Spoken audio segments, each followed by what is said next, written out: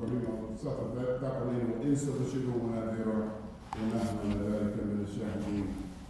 All praise and thanks and glorification is certainly due to Allah. The praise is due to Allah because the praise belongs to Allah. Nothing or no one that Allah has created has the right nor the ability to handle praise.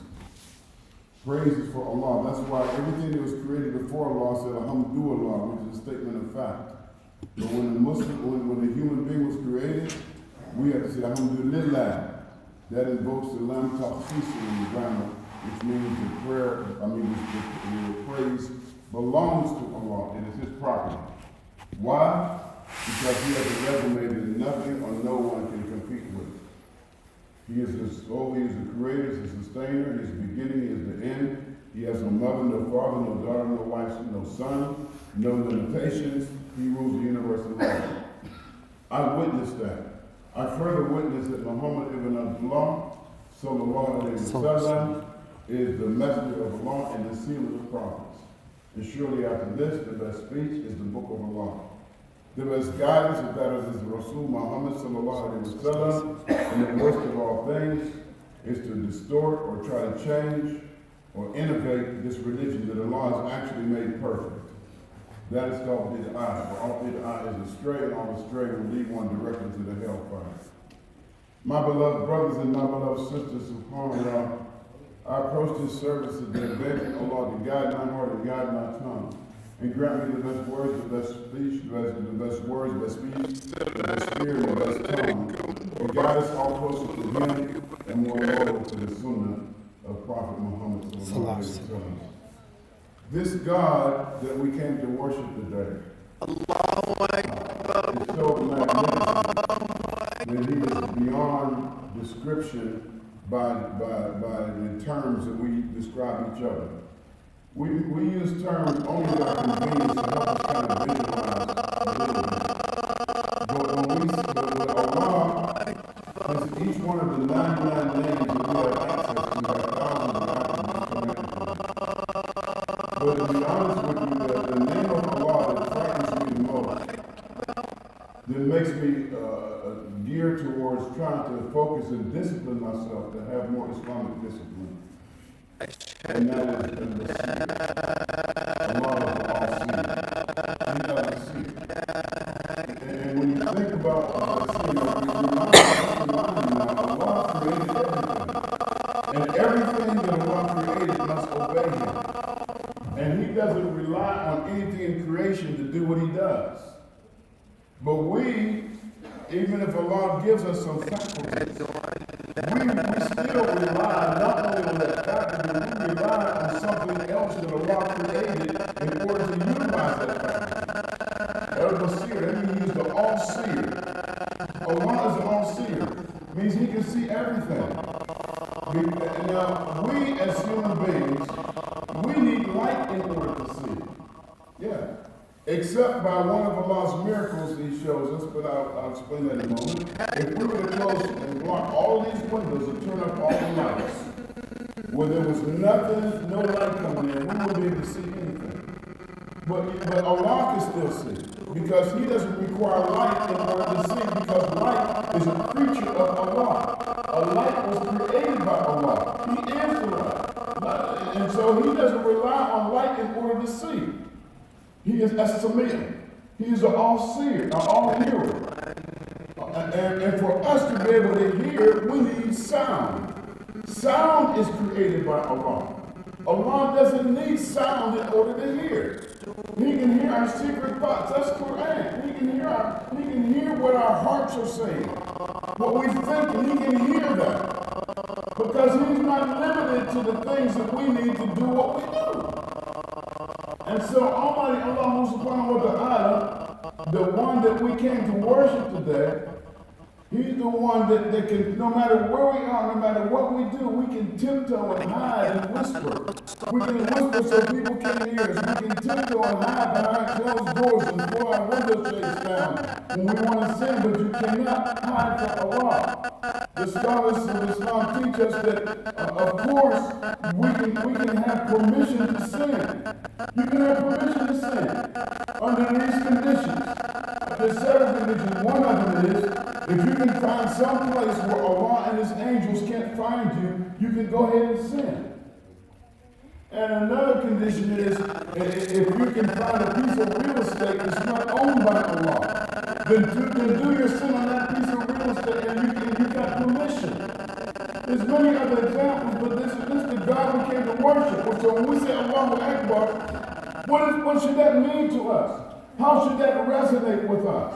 How do we internalize Allahu Akbar rather than to use it for a convenient phrase and turn it into a meaningless cliche?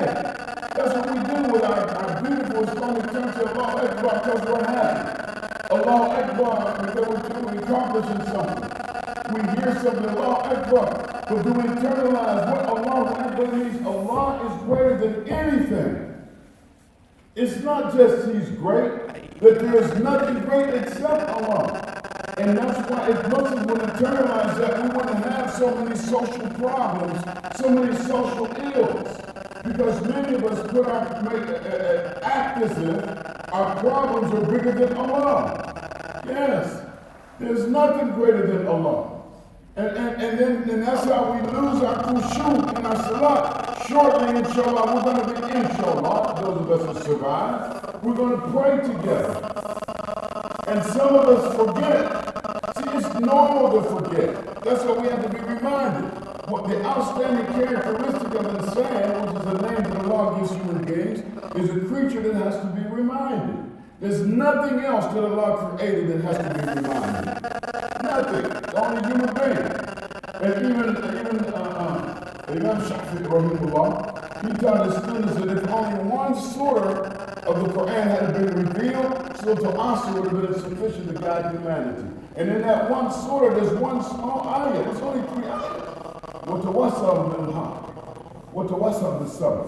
And tawassal is a reciprocal verb in the Arabic language, which means that I remind you, you remind me. I influence you, influence me. Because we have to be reminded because we're going to forget. Here's the point. Because we have the nature to forget, we have to be reminded. And we may get distracted and have to be reminded even from one moment to the next moment. What's your evidence, Qasim? And shortly, inshallah, we're going to be praying together. We have to recite Al-Fatiha. Even the person leading the prayer, we have to recite it in our heart to ourselves. But Al-Fatiha, we have to ask Allah in every rak'ah for guidance. Yes. Ittana, Sirat al-Mustaqim. Not itani, not just guide me. Guide every part of my human makeup. Guide everyone who means something to me. Every part of me needs to be guided. Yes. My fingers, my toes, my feet, my eyes, my ears, everything about me needs to be guided. Ittana Sirat al-Mustaqim. But every single rak'ah, because we can forget that we even ask for guidance. From one rak'ah to the next, Ramadan is coming. When most of us, we're going to be increasing our salawat during Ramadan, no matter how many rak'ahs we do. For the Fajr, and Dhuhr, Asr, and Maghrib, Isha, and the Taraweeh prayer. Some of us do extra rak'ahs, for istikhara, and because you heard the adhan, and because you made wudu. We do all of these rak'ahs. But every single rak'ah, we have to remind ourselves that I'm seeking the guidance of Allah and I need His help. You don't just ask for help once and forget about it. We got to continue to ask Him because Shaitan is going to mess with us. Allah says in the Quran, He has made an oath. The Iblis, when he was made a devil, he made an oath. He said, I made a vow. I'm your enemy. I'm going to come after them. Check it out, brothers and sisters. Think about it now. Iblis was so arrogant, he just got sarcastic with God. He said, now I'm going to come after them. He didn't say, I'm going to come after them in the prostitution houses or in the gambling dens. I'm not going to come after them in the place where it's obvious sin, because those people addicted to those places are on cruise control, autopilot to the hellfire. He's not worried about them. Iblis said, I'm going to come after them and sit and wait for them on your straight way. Those of us that think we got this Islam thing nailed. Yeah, I'm Muslim. I'm straight. I'm safe. Like the Christian, I used to be a Christian preacher. We used to say, saved, sanctified, filled with the Holy Ghost. I'm saved. Nobody is safe except by the mercy of Allah. We recall the story about the brother who prayed for 65 years. And then Allah said, by my mercy you get paradise. Mercy? Mercy? I prayed for 65 years and I fasted and I did all that good stuff. I deserved it. He said, okay, let me take one of my blessings, just one, and put it on the scale against all of the prayers and fasting you did. So he took the blessing of the eyes, of his vision from just one eye, and it outweighed everything. He told the angels, drag him into the hellfire. No, I didn't mean that. Give me mercy. So everything that we accomplish by the mercy of Allah. And he focuses that on every surah, with the exception of Surah Tawbah, reminds us that his mercy prevails over his wrath.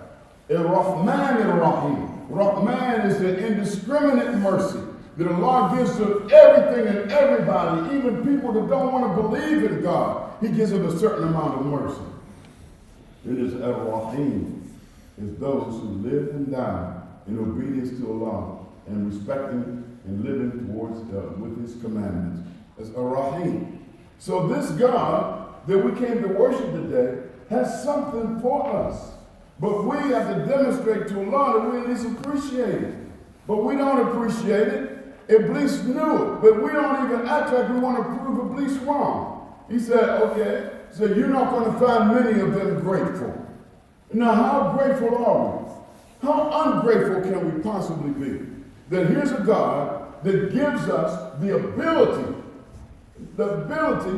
to pray to him. He gives us eyesight, hearing, sight, and intellect. We get a lot of that before we even exit our mother's womb.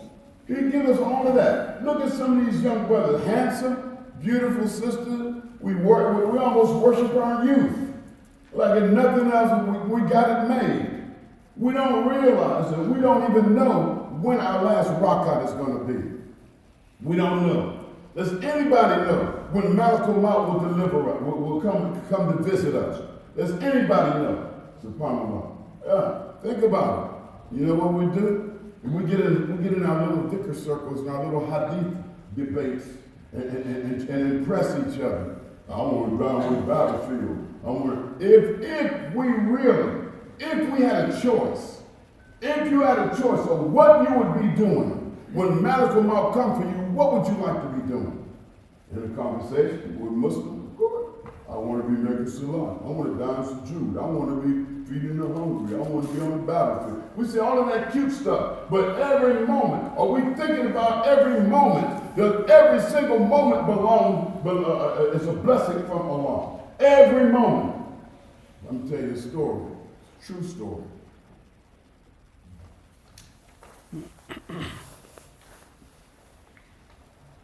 When my mother was pregnant with me, she got a virus that causes muscular dystrophy. She didn't know about it. They didn't even know what it was called. And when I started walking, I was about a year going on 2. By the time I was 3 years old, they noticed a problem. So they went to the doctor. She went to the doctor. The doctor said, whatever it is, we don't have the ability to determine whatever it is. He'll be lucky to live to see 40. And if he lives to see 40, he'll be walking bent over 90 degrees. Years and years, things got a little bit worse. And then, alhamdulillah, I beat that by 35 years by the grace of Allah. I don't have any wiggle room left. La yameen wa la shimal, la qalila. Not to the right, not to the left, not even a little bit. Every moment is a blessing. Don't you know how merciful Allah is? Those of us that take our religion for granted. You know how merciful Allah is? That he gives us sight and blindness thousands of times a day. When you blink, for that split second, you're blind, you can't see. And then he gives us sight again, subhanAllah. That when we're blind, when we can't see, Allah shuts us out from the imperfections of this broken world. And then when he gives us sight again, then we can engage in the beauty of this world. But Allah does it, he takes it and he gives it, he takes and he gives. Yes, imagine that. But look at the miracle of Allah. That there are people whose eyes are wide open, they still can't see. I know some blind people. I used to do security for some blind people. Eyes wide open, they can't see. But look at the other miracle of Allah. You can close your eyes and still see. How's that? Because you go to sleep. Most of us slept last night. And some of us had dreams. And when you're dreaming, you don't know that you're asleep. When you're dreaming, you don't know that you're asleep. You think it's real. Because you see, you can't think about it. You think it's really happening because you can see this and you can see that. Yes, your eyes are closed. That's a miracle of Allah. Allah owns time. Allah is time. And so in the Hadith Qudsi, Allah told the Prophet sallallahu alaihi wasallam, he said, Allah is time. So how much time do we actually have? The Prophet sallallahu alaihi wasallam said in his last public address, Imam Arafat, he said that the evil one, Shaitan, has given up all hope of being worshipped in this land. So he will come after, but he will come after the believers with small things. That's called shirk al-khafi. That's the hidden shirk. The shirk that sneaks up on the believers. The Prophet sallallahu alaihi wasallam said that hidden shirk, that shirk al-khafi, sneaks up on the believers like a black ant crawling on a black rock in the middle of the night. That we will do things that signify shirk, subhanAllah. Yes, look at this modern technology. How many of us have found ourselves wasting time with TikTok, cute little TikTok videos and stuff that doesn't mean, it's not beneficial. It might not even be haram, except in the fact that Shaitan has introduced that to make us waste time and not do something that's beneficial to us. Yes, and we're inviting our whole families to do it. I didn't believe. I remember when having a pager was a status symbol. Really, it meant you was a professional. Now we have children in kindergarten and nursery school that have their own cell phones, access to the internet. Some of them have their own email address, little children, and they're wasting time. I remember when it was a punishment to get sent to go to your room until you learn how to behave. Now you send a child to their room and they celebrate. Look what they got in their room. They got computers and telephones and television sets, flat screen TVs. They got the cell phones. They celebrate. I don't need you anyway. Go to the average restaurant. You see families sitting together. They don't even talk. Every family member around the table is engaged on their cell phone. SubhanAllah. How much time do we think that we have? We're here today at Salatul Jumu'ah. Some of you aren't even here spiritually. Some of you just hoping I hurry up and shut up and pray so you can go on back to the dunya. I miss you, dunya. I love you, dunya. I can't wait to get back to you. I love you so much. We just rush out. Once whenever we salam out, when the Imam leads the salam, when he salam to the left, some of the brothers break out of here like a bat out of hell, like the master's on fire. SubhanAllah, I can hardly wait to get back. You don't even want to sit and dicker and talk to Allah and raise your hands and ask for help, ask for forgiveness, ask for mercy, ask for strength, ask for health, ask for protection for your parents and make dua for your parents that have passed away so their level of paradise can rise up to Jannah Firdaus. All you think about is yourself. Don't you know the spirit of Assalamu alaikum, meaning it's plural. It means to think outside the box, for goodness sakes. We can't say Assalamu alaikum. You say that in Tashahu. But when I greet you, my brother, even if I'm just talking to one person, I can't say Assalamu alaikum. Say Assalamu alaikum. That means I want Allah's perfect peace to be extended upon you and everything about you and everyone that's connected to you. Because I want to think outside the box. Think about more than yourself for a minute. Some of us have a little money, a little bit extra money. We leave out and we got a $2 or $3 and we peel the sides for Juma. We drop it in the box like our conscience is clear. Muhammad the Prophet, as I conclude, he said, what Allah and His Messenger has forbidden you to do, stay away from it. What Allah and His Messenger has enjoined you to do as much as you can. There's two messages there for me. I don't know about you. The first is a convenient back door that if Allah orders you to do something and you're unable to do it, just do the best you can. Some brothers and sisters have to pray in a chair. They can't prostrate. They can't stand up. Just do the best you can. Some can't fast during Ramadan that's coming up. You have health issues. Do the best you can. Read some Quran or something. Be nice to some poor people. Do the best you can. But then the other message is do as much as you can, is we're obligated to go to the very limit of our own hardship and do as much as you can for the deen, much as you can for humanity, much as you can for your own soul, much as you can for the masjid. Don't just think you've done enough and pass the buck to somebody else. Show our gratitude to Allah. Try to show Allah that we can also be grateful. Then one of the names of Allah is Ash-Shakur, means that He stands ready to appreciate service. Do we appreciate Allah? Or we just happen to be alive? I'm Muslim. What more do you expect? I don't eat pork. I read labels on cans. I'm Muslim. I'm here, ain't I? You should be glad. Don't get arrogant like the police was. We pray Allah accept the best of our deeds and forgive us for the worst of it. Astaghfirullah. La ilaha illallah.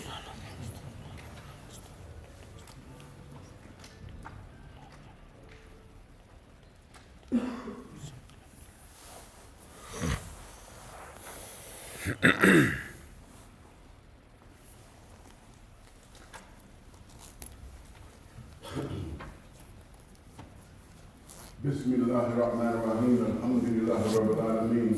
As-salatu was-salamu ala Muhammad Rasulullah wa Mustafa Ameen wa ala alihi wa sahbihi ajma'in. Ashhadu an la ilaha illallah wahdahu la sharika lahu. Ashhadu anna Muhammadan abduhu wa rasuluhu. Oh Allah, please send your choicest prayers and peace upon Muhammad, upon his wives, upon his children, upon his grandchildren, all of his companions.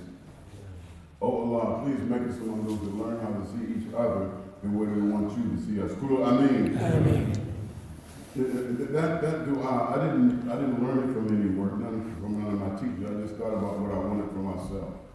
I asked Allah to make us among those that learn how to see each other the way we want Allah to see us.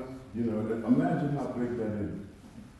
Qala Rasulullah sallallahu alaihi wasallam said in a very authentic hadith, is that La yu'minun ahadukum hatta yuhibbu akhihi ma yuhibbu nafsihi. Not one of you is a believer. Not one of you. Not one. As a believer till you love for your brother what you love for your own soul. That means sisters too.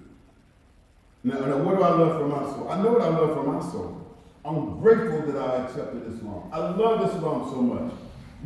Most of you brothers and sisters within the sound of my voice, maybe you don't feel like I feel about Islam. I'm not trying to say I'm a better Muslim. I wouldn't say that, astaghfirullah. But it's difficult for me to believe that you appreciate Islam the way that I do, because you didn't come to Islam. You didn't have to fight for it like I did.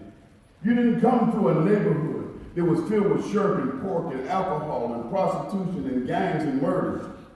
When you woke up into this world and learned how to talk, you had everybody surrounding you and saying, Walaikum assalam, mashallah, barakallah fikum, alhamdulillah, Ramadan Mubarak. You don't even know the aroma of pork. You don't know the taste of alcohol. You don't know the feeling, the exciting, emotional feeling of shirk, thinking that Jesus was God. You don't know that. So me, and I have the blood of my ancestors who was kidnapped and brought over here on slave ships and beaten and had their names changed and religion taken from them. That blood is running through my veins. And so when Allah exposed me to Islam, I'm so grateful.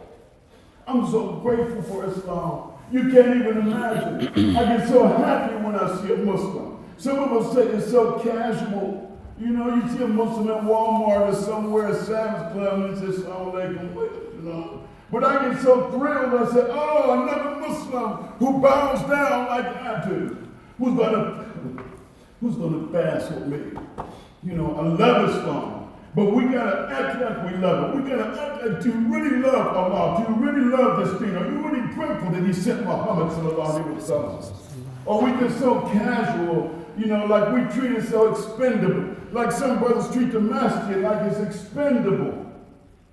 You're within a decent driving distance from the masjid and won't even come for Fajr prayer, and you use the excuse, oh, the whole world is a masjid. That's not to be taken literal. If it was literal, what's the point of having a masjid? But the Prophet, peace upon him, said, if my ummah, if the brothers knew, and some translations say brothers, knew the value of praying in Jamaat at the masjid, they would go even if they had to crawl. Do you appreciate having a masjid? Look what's happening in Gaza. Look what's happening in Somalia. Look what's happening in other places where the Muslims are being oppressed. Masjids being thrown up to the ground. Nowhere to pray. They're taking an old skin and putting it on rocks to pray. We got a beautiful state-of-the-art masjid, and you treat it like it's expendable. It's okay if it's here, it's okay if it's not. It's okay. Some of you probably wouldn't even come to the Imam's janazah because you don't come here enough to even realize how important it is to be at the masjid. Where's the Imam? Oh, he returned to Allah. Oh, wow, when is the janazah? It was yesterday. We don't even care. Listen, the masjid is about to celebrate, then it's going to get lonely again. Ramadan is coming in a few weeks, inshallah, right? Yes, Ramadan is coming. The masjid is going to be full. Taraweeh prayer, all of that extra dhikr. People searching for Laylatul Qadr. Like Laylatul Qadr is supposed to be the object of Ramadan. The Quran doesn't even say it. The Quran says the object of Ramadan is taqwa. What good is it going to do to find the Laylatul Qadr when you don't even have no taqwa? You got to find taqwa. Allah said, I prescribe fasting for you so you can learn to have taqwa. SubhanAllah. Don't treat it like it doesn't matter if it's here. Our deen, we should be so happy. We should make our children happy to be Muslim. Don't allow your children to be asked by someone, why are you Muslim? Because my mommy Muslim, because my daddy Muslim, because my uncle Muslim. That's a horrible answer. We should let the children understand as soon as they reach the age of understanding, I am Muslim because I believe that there's only one God and Muhammad is his messenger, sallallahu alaihi wasallam. And I have to maintain my adab, my manners, as if I can see God. Though I know that I cannot see him, but he is al-Basir and he sees me. You can teach the youngest child to say that. Well, I'm Muslim because of my dad. That's a horrible reason. That's a horrible reason to be a Muslim. You should want to embrace this religion and hold on to it wholeheartedly. And hold on tight. The help of Allah, the rope of Allah, and don't be divided. Well, that's the particle. What would happen when we were divided before? SubhanAllah. We're divided. We're huflatin minanar. Huflatin means right on the edge. And what did Allah do? After 600 years of total division, after taking away the disappearance of Isa ibn Maryam, Allah snatched us back at the last minute when we were about to destroy all of humanity and gave us the Quran and gave us Muhammad sallallahu alaihi wasallam. For that we should be grateful and we should act like Allahumma lakal hamd. Anta nur as-samawati wal-ardi wa man fihim wa lakal hamd. Anta khaymu as-samawati wal-ardi wa man fihim wa lakal hamd. Anta al-haq wa wa'aduka haq wa qawluka haq wa liqa'uka haq wa jannatu haq wa naru haq وساءة حق والنبيون حق ومحمد حق